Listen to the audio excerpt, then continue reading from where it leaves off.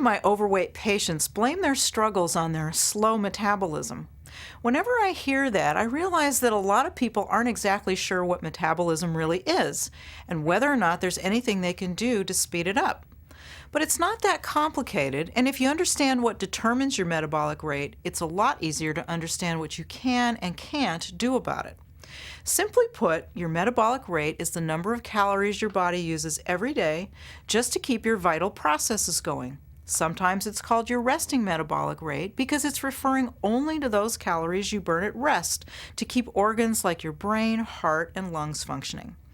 And about 75% of all the calories you burn every day are used just for these basic processes. The rest of the calories you use during the day go to fuel your activity and to digest and process your food.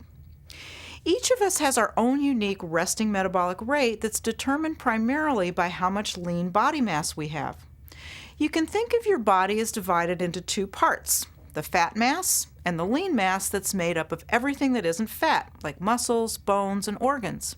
Every pound of body fat you have burns only about 2 calories a day, but every pound of lean mass burns 7 times that amount. So, the more lean mass you have, the higher your metabolic rate. Since a big portion of your lean body mass is made up of muscle, one of the best things you can do to boost your metabolic rate is to do some strength training exercises that will build muscle. This is one of the reasons that weight tends to creep up with age. As people get older, they tend to exercise less and less intensely. So they lose lean mass over time, which drops the metabolic rate. And if they don't cut calories to offset this decline, the pounds start to pile up. It is true that your metabolic rate can slow a bit when you start dieting and cut calories. It's your body's natural response to try to conserve if it senses that fewer calories are coming in.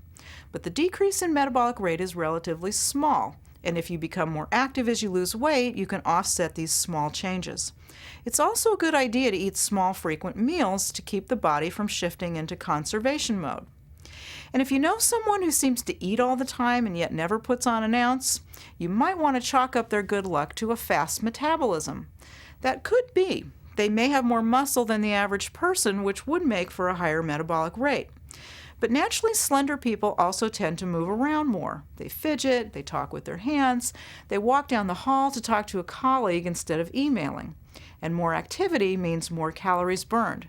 So once you've made the commitment to boost your metabolism by building more muscle, go ahead and put those muscles to use and move around frequently throughout the day.